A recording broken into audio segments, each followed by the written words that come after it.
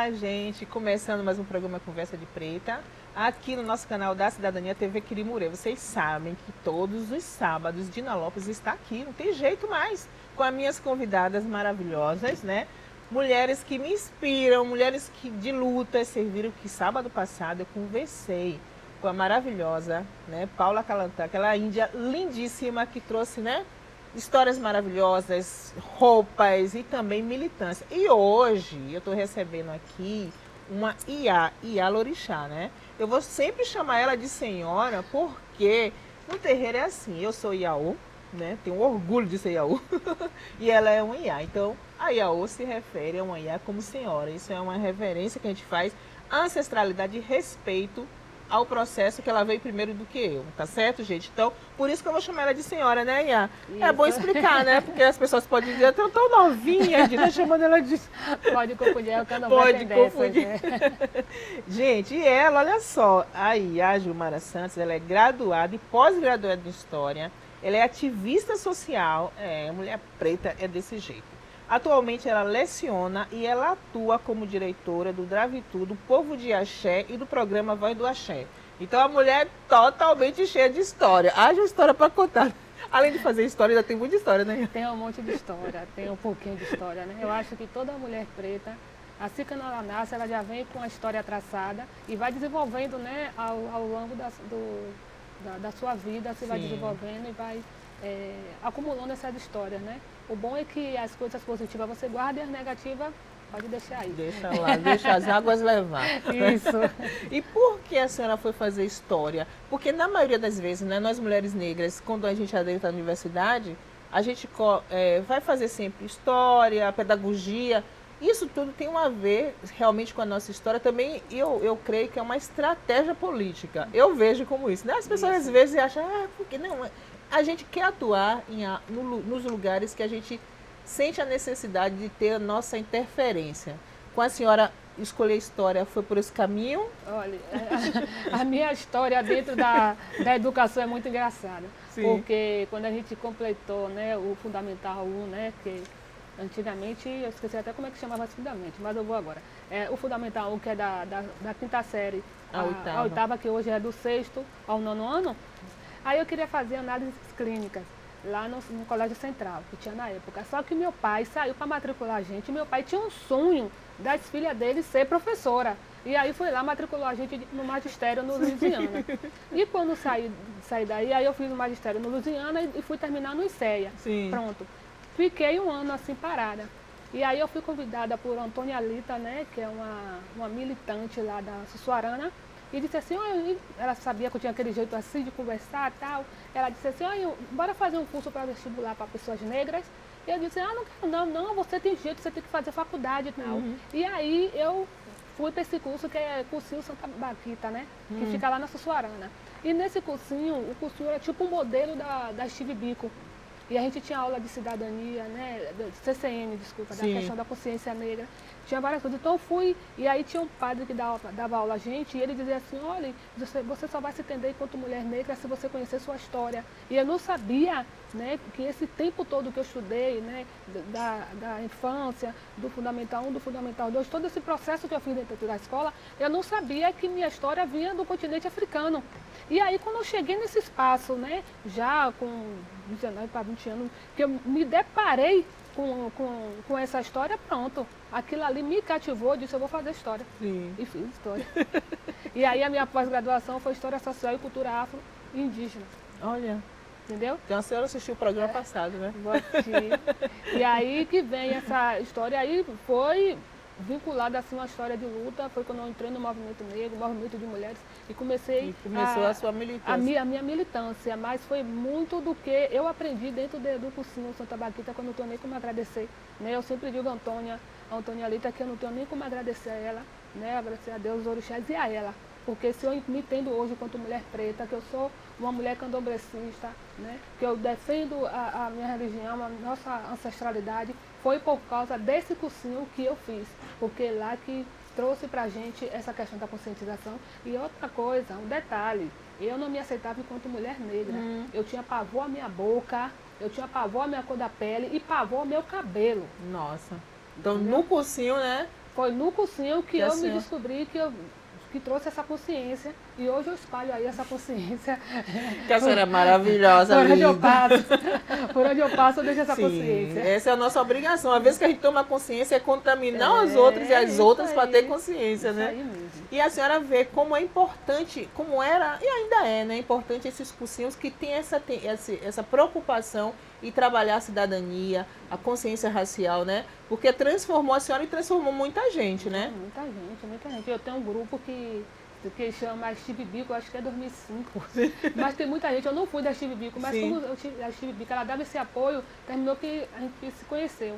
E a gente está aí nessa história. E até hoje a gente discute, a gente traz essas pautas. Quando tem algum lugar, a gente vai e faz palestra, porque a gente precisa fazer esse trabalho de conscientização.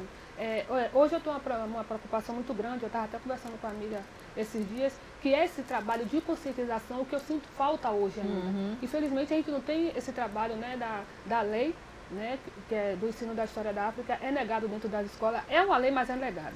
Né? E aí a gente chega, hoje a questão étnica, racial, ela é bem difundida, as pessoas já discutem, já sabem o que é racismo, isso aí já está nas redes sociais e tal. Mas eu sinto essa formação, eu sinto falta, porque a minha época, eu tive formação, tinha vez que eu não tinha domingo, eu não tinha sábado, porque eu tinha que estar dentro da instituição para poder ter aula. E hoje eu vejo ainda esses jovens, né? E a senhora atribui isso a quê? Será que é as redes sociais, a facilidade de ter essas informações nas internet? Eu acho que as redes sociais ela é muito boa para uma coisa, mas também ela prejudica em outra coisa. Porque assim, não é tudo que está escrito ali que é verídico. Né? Tem que se então, pesquisar mais. Precisa se pesquisar, precisa que buscar. Às vezes a pessoa nem tem consciência, enquanto uma mulher preta, nem tem consciência do que é o racismo, aí vai lá porque achou bonito, copia um texto, joga lá e tal. Mas a consciência propriamente dita, aquele contato, né, de você saber por que seu cabelo é crespo, né, qual a sua origem, qual a cor da sua pele. Por que seus lábios são grossos, o nariz achatado. Porque você tem que respeitar a diversidade, né? Isso tudo aí eu acho que a gente está deixando a desejar ainda nessa questão, que já foi muito forte. Eu acho que a gente ganhou um pouco de enfraquecimento nessa questão e isso não ajuda a gente. Sim, como historiadora, a senhora acredita também que o movimento negro, né? Acho que a gente, como mulher negra de movimento, a gente tem todo o respaldo para falar sobre isso, né? Enfraquecer um pouco na atualidade, eu acho que o movimento ele teria que ter mais força, como antes, que nós vemos do movimento negro, né, Ian? Mas o que eu acredito hoje, que é essa questão contemporânea, né? Esses avanços tecnológicos. Antigamente, nossas reuniões, a gente estava dentro das instituições, todo mundo tinha que descer dia de sábado, dia de domingo. Hoje em dia tem o quê? As salas, né, virtuais, para poder as pessoas estar conversando, para poder as pessoas estar fazendo formação. Então, assim, termina que a gente faz parte dessa modernidade que está aí, né? Mas assim, o que eu chamo a atenção e eu faço uma crítica, que nem sempre isso vai nos ajudar, né? A gente precisa desse contato, a gente precisa buscar nossas origens, a gente precisa buscar nossa ancestralidade para a gente se fortalecer aqui. Né? Eu percebo muito, quando tem um problema, assim, alguém sofreu racismo, a internet ela se sacode, mas assim, é difícil, quando vai para a rua, tem 5, 6 lá contados. Aí eu estou falando nessa questão. Sim, que é importante a rua, né? Importante. Porque a gente é lá na rua também que a gente mostra a nossa força e nossa solidariedade. Gente, quase não sai. Com realmente a questão, né? E na internet, às vezes, isso não aparece com muita força, né? E então acho que realmente essa questão que a senhora traz como historiadora é muito importante a gente repensar, né, esse movimento que a gente fomos criadas, né, que a gente sai desse movimento, que a juventude precisa também dessa sinalização, né? E assim, quando a gente não fica só restrito muito à questão das redes sociais, a gente se afasta das comunidades, porque as pessoas têm mania de pensar que as redes sociais, ela abarca todas as comunidades, ela abarca os 4 cantos do mundo, mas não existe isso. Nem todo mundo tem internet. Nem todo mundo tem internet, nem todo mundo tem acesso a essas páginas de discussão, nem todo mundo, tem pessoas que vão dizer dentro da comunidade que nunca sofreu racismo. Né? E a gente sabe que de alguma forma, pai ou mãe, alguém ali sofreu racismo. Com certeza. Entendeu? Então, assim, eu acho que o movimento negro ele também precisa repensar essa coisa também, de ir lá dentro das comunidades, de fazer esse processo de conscientização, sensibilização com essa galerinha. E esse é o papel também do programa Voz do Axé, que a senhora também, né, é uma das idealizadoras e coordenadora. Só Iá, que a gente vai parar um pouco, viu? Daqui a pouco a gente volta, gente, com ela, a Iá Gilmara Santos, com mais conversa de preta para vocês, porque vocês merecem, né? E a gente também. Fica aí.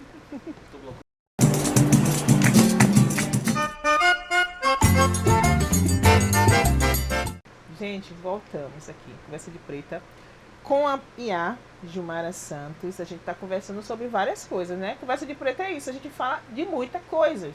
E coisas interessantes, coisas que nos fortalecem, coisas que nos aproximam, coisas que nos distanciam. Mas a gente tem que falar, né? E aí eu dizer para vocês que o nosso programa, ele é voltado exatamente para nós mulheres pretas, por isso que é Conversa de Preta. Quando eu criei esse programa foi exatamente para trazer mulheres como a Iá Gilmara e outras mulheres que vão vir aqui, que estão por aí fazendo coisas, né, maravilhosas, tentando mudar esse sistema. E às vezes a mídia viciada, ela não mostra a gente, né? A gente não tem assim pretensão de ser o programa, a gente quer mostrar realmente que nós estamos na luta, cada um do seu jeito, na resistência. Então, e as mulheres negras, as mulheres pretas, a gente sempre estivemos na frente das grandes revoluções, né, Iá? E aí dizer também que não é fácil pra gente. Por exemplo, na família da senhora, todo mundo entrou à universidade? Não, pelo incrível que pareça, eu fui a primeira. Fui a primeira, estudei muito. Nessa época a gente não tinha alguns programas que facilitavam, né? Tipo o Enem, não tinha o Enem. Mas eu me lembro que alguém disse assim, chegou no curso e disse assim, olha, a faculdade católica, a UFSAL, ela dá bolsa. Eu vou te ensinar uma coisa para vocês fazerem, né? Aí o que é que vocês fazem? Vocês se matriculam, paga o vestibular, faz a prova. Aí vocês passam, paga a primeira parcela da faculdade, junta o dinheiro, paga a primeira parcela e aí vocês já vão se inscrever para concorrer à bolsa. E aí isso eu fiz. E quando eu concorri à bolsa, eu ganhei 100% da bolsa. Que bom. E o maravilhoso disso é que minha mãe foi empregada doméstica a vida toda para criar 6 filhos. Né? E ela comentou com a patroa dela que eu tinha entrado na Universidade Católica. E a patroa dela disse aonde que ela entrou, como é que ela vai estar em uma universidade, a mesma universidade com minha filha, não tem como. Pode saber que ela não vai conseguir ficar, porque eu não estou conseguindo pagar, que dirás ela vai ficar. E aí eu ganhei a bolsa, fiquei com a bolsa de 100%.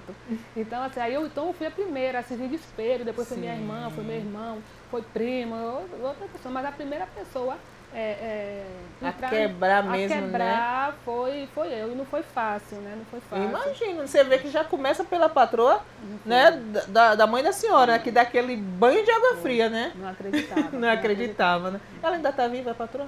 Tá, então dá uma ligada pra ela. Ela deve estar assistindo Conversa de Preta. O que aconteceu? Minha mãe não estava mais nas coisas. Minha Dinda, né? Que Deus o tenha, já fiz a passagem. Ela chegou e disse: ai, Gilmara conseguiu a bolsa lá na faculdade e está estudando. Pós-graduada em História, patroa. Porque dá uma vontade, né, de bater na porta da pessoa e dizer: ó, tô aqui, ó, consegui, amiga. E ela tinha chegado para minha Dinda, essa mesma patroa, e disse a minha Dinda que era para poder me levar para casa dela. Quando eu completei o 2º grau, que eu precisava, traga ela para cá para poder ensinar ela a cozinhar. Só que minha mãe disse, minha mãe é uma mulher retada. Ela dizia assim, nenhum dos meus filhos vai seguir a profissão que eu segui.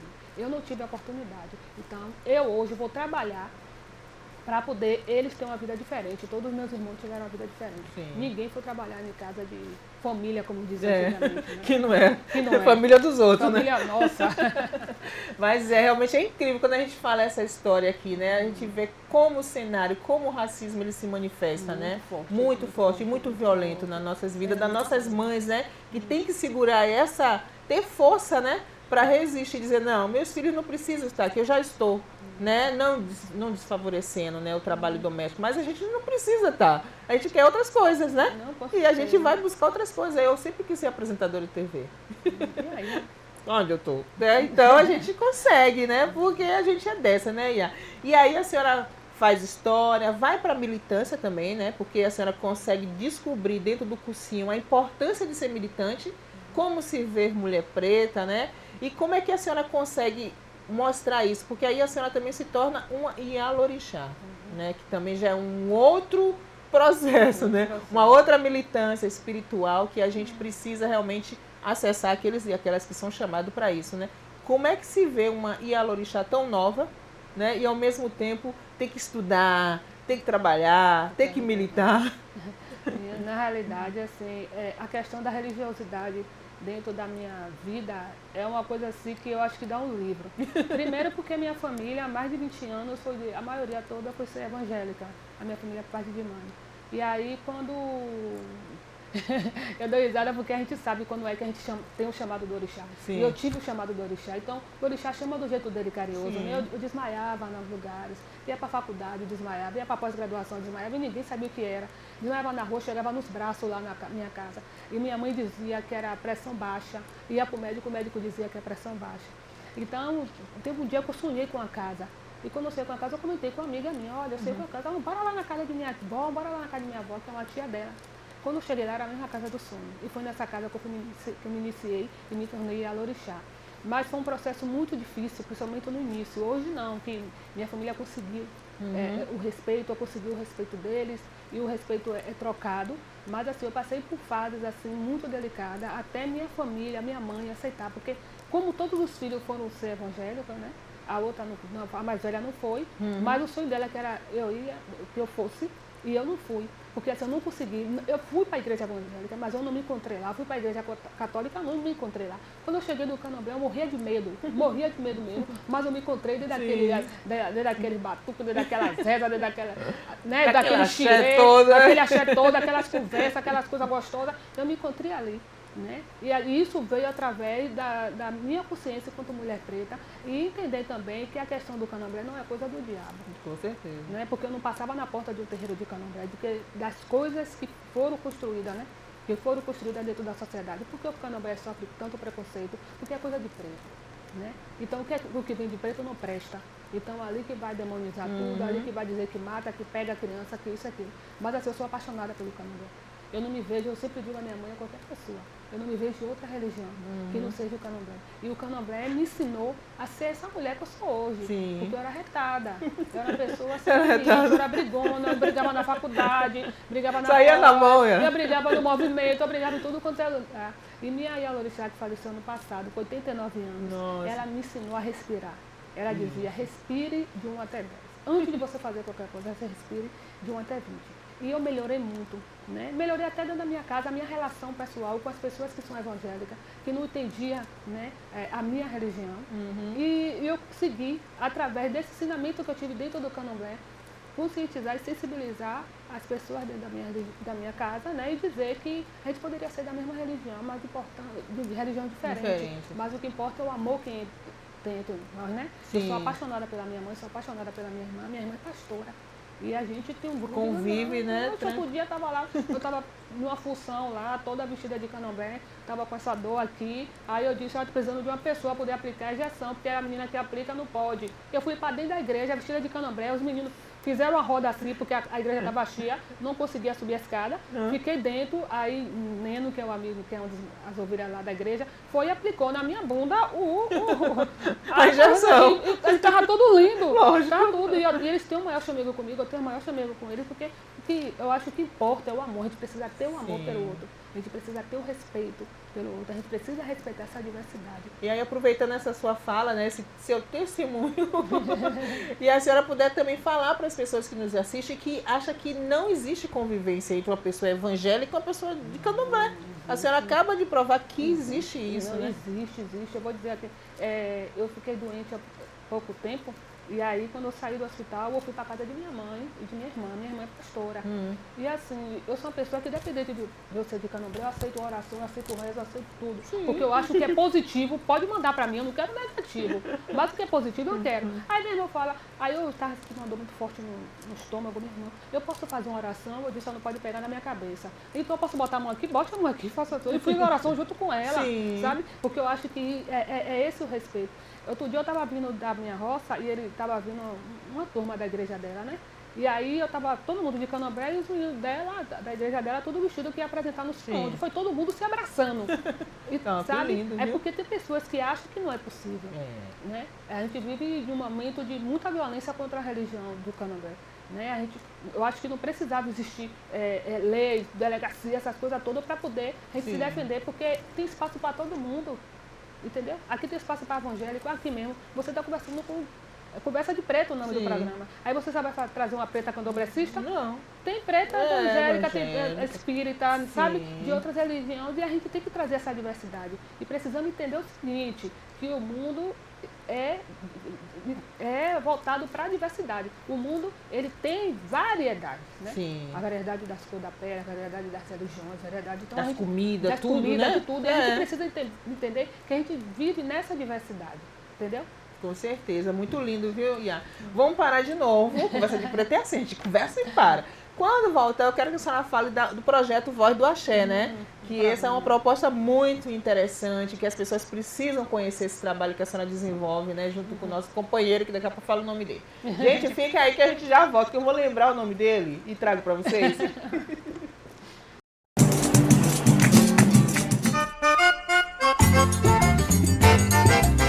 Então, gente, voltamos, né? O nome dele é Alan Santos. Ele tá devendo a gente aqui na TV Quirimurê um programa Voz do Axé, viu? Já vou logo cobrar a senhora que ele tá devendo. E aí esse projeto, pode chamar projeto, né? É programa. É um programa Voz do Axé, né? Que a senhora atua junto com a Alan, né? Que tem também o propósito também de fortalecer o axé, essa consciência que a senhora acabou de falar, né? Dessa convivência harmoniosa entre as pessoas que não é do axé e as pessoas, né, que é de outra religião, que é possível, só depende das pessoas, porque acho que a gente está aberto. Fala um pouco pra gente sobre o programa Voz do Axé, como foi construído, né? Só pra gente entender. Olha, o programa Voz do Axé, eu sou apaixonada pelo programa Voz do Axé. Eu sempre digo, eu sou suspeita em falar do programa Voz do Axé. Foi Alan do Carmo Oliveira que idealizou esse programa, né? Ele pensou assim, poxa, eu queria mais que as pessoas do Candomblé se comunicassem, que soubesse que estava tendo alguma coisa ali na Câmara voltada à questão do Candomblé, que vai ter essa caminhada, fortalecer e divulgar a caminhada. Aí a Alan disse assim, eu vou criar o programa Voz do Axé. Criou. E aí, quando eu conheci o programa Voz do Axé, eu acho que ele já estava com uns 3 para 4 anos já. Né? E ele me chamou, foi no meio da pandemia, porque ele estava fazendo muita live, muita coisa. Ele viu o programa só crescendo e cresceu mesmo. E aí foi quando eu conheci ele me chamou para uma live. E aí chamou eu e mais 2 meninas para poder fazer parte desse grupo, né? Hoje elas não estão mais, mas está o Babalu do Chá, Adriano Andrade, que também faz parte dessa diretoria. Então a proposta do programa, né, é trazer visibilidade para o povo de religião de matriz africana, né, fortalecer essa comunicação, ou seja, todos os terreiros não são juntos, né? O terreiro da senhora, vamos supor, em Feira de Santana, o meu daqui, então facilitar essa comunicação. Mas aí, depois da pandemia, a gente não ficou mais nesse processo de comunicação de live e tal, o que ele já fazia, que ele já teve também um programa em uma determinada rádio. A gente foi trabalhar mesmo com o social. Então, ele junto com o programa Voz do Axé, junto com o Informe Nordeste, que é também idealizado e liderado por ele, conseguiu arrecadar mais de 4 mil alimentos, né? E distribuir aí várias na época da pandemia, né?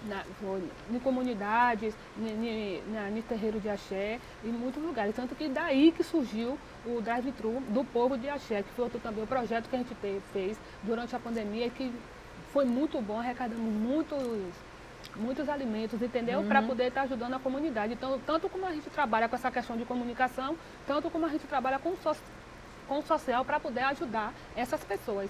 Então, assim, quando a Alan me chama, eu comecei a participar com ele e aí eu me encantei mesmo pelo projeto, porque o programa Voz do Axé é um projeto encantador, né? Tanto que tem pessoas aqui que apoiam o programa dentro do Brasil e tem também de fora do Brasil, né? Pessoas que moram em outro perguntam como é que está o programa, como é que está tal. Teve que dar uma parada porque eu tive um problema de saúde, mas aí a gente já também, esse ano, a gente já vai retomar com toda a força, né? Eu estava até conversando com ele essa semana, com toda a força o programa Voz do Axé. Mas quem for lá na página, vê que o tempo todo a página é movimentada. Sim, ele movimenta, ele vai por lugares, ele vai... danado. Não para.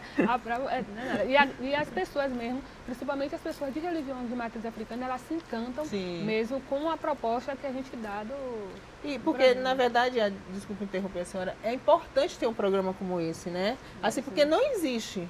Se existe, eu não tenho conhecimento. Eu não conheço. Né?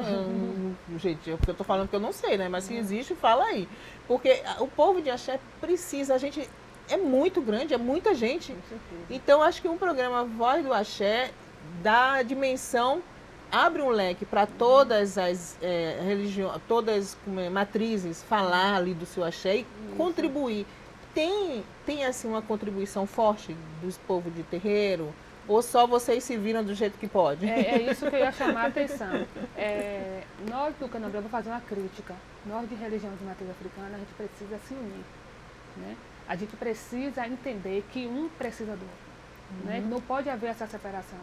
O programa Voz do Axé, ele é um programa grande, mas eu acho que ele poderia ser muito forte, mais forte, que o povo do Axé se unisse em prol desse programa. E aí eu não falo só aí eu vou para a questão do governo, das instituições, sabe? Para poder a gente fazer, desenvolver algum projeto, um seminário mesmo que deve acontecer agora entre abril e maio. No ano passado a gente fez, a gente suou para poder botar esse seminário. Suamos mesmo poder colocar esse seminário. E poucas pessoas deram aquela, valorizaram aquele seminário. Né? Então, assim, eu faço uma crítica mesmo, porque assim, porque o povo evangélico, eles conseguem eleger os seus deputados, senadores, a bancada evangélica. Tem uma igreja lá na Sussuarana, quem construiu, sabe quem foi? Os fiéis da igreja. Né? E eu digo isso, essa junção que eu elogio e eu admiro que o povo evangélico tem, nós precisamos ter. E isso aí é uma crítica mesmo, entendeu? A gente tem que aprender a se unir mais, a gente precisa eleger o povo nosso, a gente precisa fortalecer um programa, não é porque eu faço parte desse programa, porque hoje eu estou, amanhã eu não posso estar, entendeu? Mas é porque é coisa nossa. É coisa nossa, porque assim, o sistema está aí para poder passar por cima da gente. A gente está sofrendo intolerância religiosa, racismo religioso direto, o tempo todo. Então, se a gente não se une, se a gente não se fortalece, a gente não vai conseguir barrar esse sistema. Em algum momento, ele vai passar de vez por cima da gente. E a gente tem que abrir o olho em relação a isso. Aí tem o programa Voz do Axé que luta contra esse sistema, tem outras instituições que lutam, mas a gente não consegue sozinho.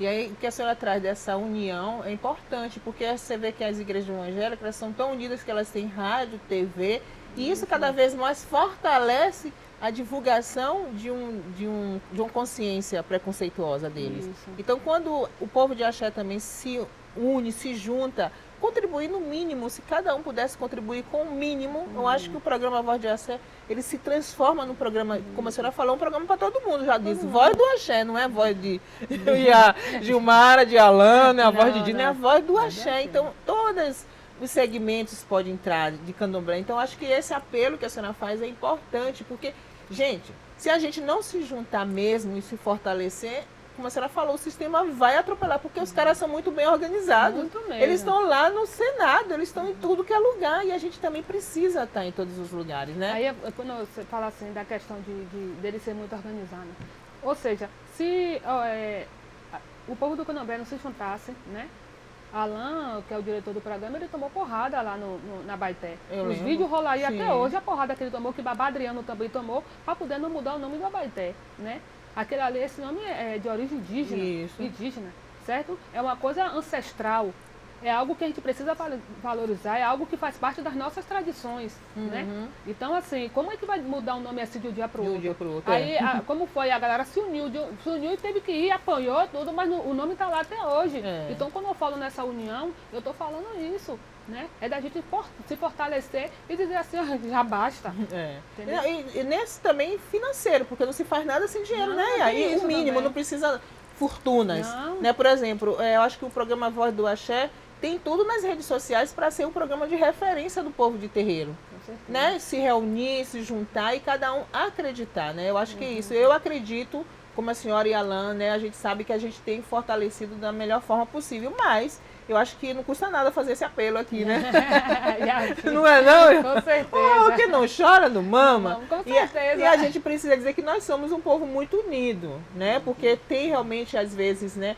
O sistema coloca na nossa cabeça que nós não somos unidos, nós somos muito unidos, precisamos trazer isso de volta. O que eu digo é questão de fortalecer. Exatamente, de fortalecer, um fortalecendo o outro. Trazendo a senhora aqui no Conversa de Preta, a senhora me fortalece e eu fortaleço a senhora. Certeza. E a gente segue juntas, né? Então eu acho que é isso mesmo, é muito importante, né? E nosso programa já está acabando, gente. Que pena, né? Programa rapidinho, né? Vocês querem que aumente? Tá bom, guarda aí um pouquinho, a gente vai pensar. Porque realmente, não, a gente vai ter um programa de 2 horas, que as mulheres têm tanta história que dá vontade de ficar falando. Mas para terminar, a senhora já fez seu apelo, né? Ótimo. Mas gostaria de deixar uma mensagem específica, né? Assim, para o nosso povo, para a sociedade baiana, solteropolitana. Conversa de Preta também é esse espaço, né? A sua história, a senhora contou aqui um pouquinho dela, mas que deu para a gente realmente sentir a força, né? E sentir que nós, mulheres pretas, podemos trilhar nosso caminho. Basta a gente querer, né? Cada uma de nós podemos ser o que a gente quiser. Com certeza, com certeza. A mensagem que eu deixo aqui, eu vou voltar ainda para a questão do amor, do respeito. Sim. Eu acho que a gente precisa olhar o outro com mais carinho, com mais amor, né? Com mais sensibilidade, né? Tentar entender as diferenças. Eu acho que a violência, ela parte... Porque nem sempre a gente fala violência porque deu murro, deu isso, não. Sim. A violência parte também daquele momento que a gente trata o outro com diferença, né? Que a gente não olha o outro com um olhar, que aquele olhar não tem um amor, não tem um afeto. Então eu acho que vai muito, muito disso, né? De você olhar para o outro, olhar o outro com amor, olhar o outro com carinho, com sensibilidade e entender que lá tem um ser humano. Né? Eu acho que para as coisas melhorar, elas precisam estar voltadas para isso. Gente, eu vou pedir uma coisa para ela que eu nem sei se ela vai topar. Quer encerrar com a música, Iá? Meu Deus, eu seria Fique à vontade. agora. Calma que vai vir. Calma que vai vir. Tá vendo, gente? Eu sou dessas. É porque me veio na mente agora. A que a senhora sentir. Hoje é que dia, gente? Hoje é...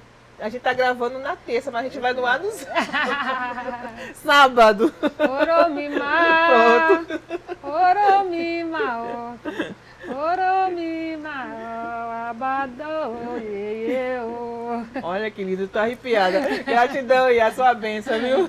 Que algum mesmo, que todas as abaixo te abençoe e te dê luz. Beijo, meus amores. Segue a gente no Instagram. E segunda-feira a gente tem reprise, viu? Siga a gente. Ó pra isso, toda arrepiada.